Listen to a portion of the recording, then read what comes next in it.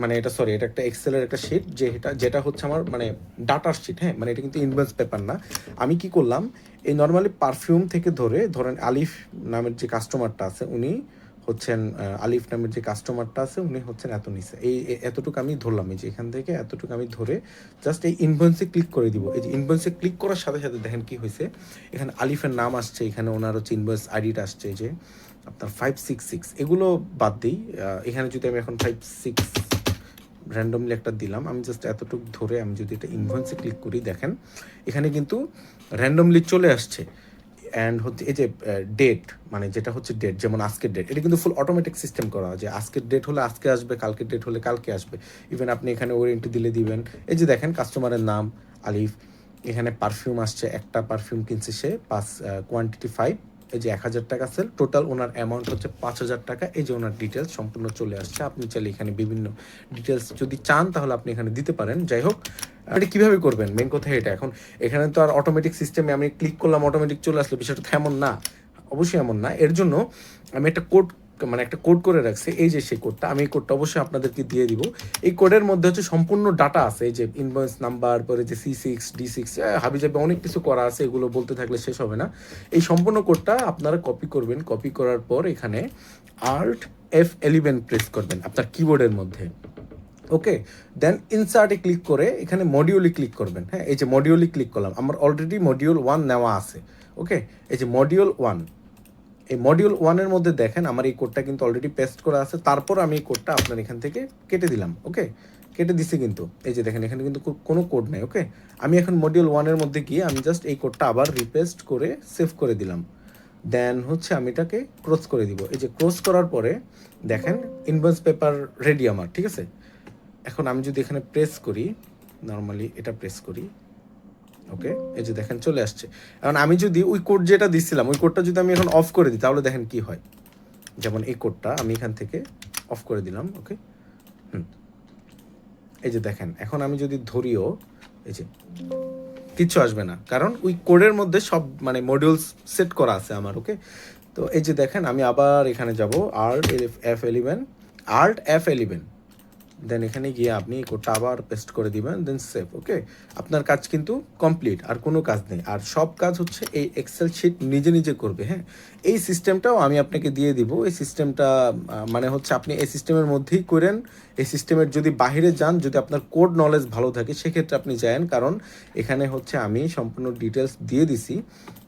যেমন হচ্ছে আপনার এই যে দেখেন এখানে কাস্টমার নেম দেওয়া আছে, মানে এই যে কাস্টমার নেমটা, মানে এই কাস্টমার নেম, মানে এই ডাটাটা আমি যদি এখন সেভ করি, যেমন কথার কথা ধরেন, সরি আমি এখান থেকে এটা সেভ করে, এই যে দুটোই সেভ করলাম। ওকে, সেভ করে যদি আমি নতুন একটা শিটও নেই, যে এখানে আমি সেভ এটা রাখলাম। ওকে, আর আমি যদি এইটাকে জাস্ট কপি করে আমি যদি ওই নতুন শিটে নিয়ে নিই, যে এখানে আমি যদি রাখি তাহলেও সেম কাজটাই করবে ভাই। এই যে দেখেন এখানে আমি ধরে যদি আমি ইনভয়েসে ক্লিক করি, দেখেন চলে আসছে।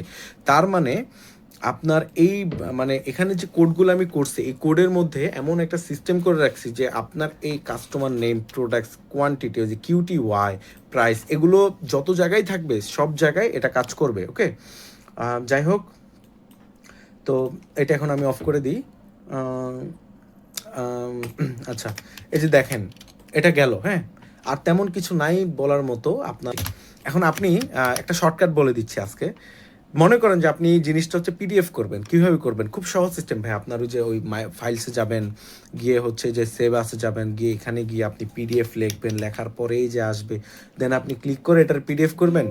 এত সময় তো দেওয়া যাবে না ভাই, এত সময় নাই। আপনি যেটা করবেন, আপনি জাস্ট এখানে আসবেন, Alt F E A, just 3টা ক্লিক করবেন। 3টা ক্লিক করা মাত্রই আপনার PDF অটোমেটিকলি ও নিজে নিজে সেভ হয়ে যাবে। এই যে দেখেন আমার PDF যেটা সেটা কিন্তু অলরেডি চলে আসছে, যে সেভ হয়ে গেছে। আর হ্যাঁ, সবচাইতে ইম্পর্ট্যান্ট কথা যেটা হচ্ছে ইগনোর করাই যাবে না, সেটা হচ্ছে আপনি যখন এই সম্পূর্ণ মানে মোডটা আপনি যখন রেডি করবেন, এরপর এটা সেভ করাটা সবচেয়ে ইম্পর্টেন্ট। নর্মালি Ctrl+S দিলে কিন্তু এটা সেভ হবে না। এর জন্য আপনার যাইতে হবে মাই ফাইলসে, যাওয়ার পরে সেভ এসে যাওয়ার পরে আপনি এখানে এই এক্সেল ম্যাক্রো ইনেবল, এটার মধ্যে আপনার মানে এটা দিয়ে আপনি সেভ করতে হবে। কারণ মনে করেন যে আমি এটা দিয়ে সেভ করি না, আমি জাস্ট Ctrl+S দিয়ে এটা আমি কেটে দিব। ওকে, আমি এটাও কেটে দিই। ধরেন আমি কেটে দিলাম। এখন যদি আমি আবার এটায় ঢুকি তাহলে কি হবে একটু দেখেন। আমি ঢুকলাম, ঢোকার পর আমি এই ধরো যে কোনো একটা র্যান্ডমলি একটা ধরি আমি, এটাই ধরলাম, ওকে। আমি যদি ইনভয়েসে ক্লিক করি এটা কিন্তু কাজ করবে না, কারণ এর মধ্যে ওই ম্যাক্রোর যে ইনেবলটা থাকে ওইটা কিন্তু ইনেবল নাই এখন। এই জন্য আপনার এটাকে সেভেসে গিয়ে এই এক্সেলের নিচে যে এক্সেল ম্যাক্রো ইনেবল ওয়ার্কবুক এটা লেখা থাকবে, ঠিক আছে? আপনার এখান থেকে এটা অ্যাক্টিভ করে নেবেন, ওকে। এই যে দেখেন আমি কিন্তু অলরেডি করে নিছি, XLSM লেখা আছে। এর মধ্যে আপনারা ঢুকবেন, ঢুকার পরে এই এই যে দেখেন পারফিউমে যাব, এটাকে আমি এটা এতটুকু ধরবো, ধরার পর আমি জাস্ট ইনভয়েসে ক্লিক করে দিব। দেখছেন এটা কিন্তু কাজ করছে, কিন্তু ওইটা কিন্তু কাজ করে না, কারণ ওইটা এক্সেল এক্সএস।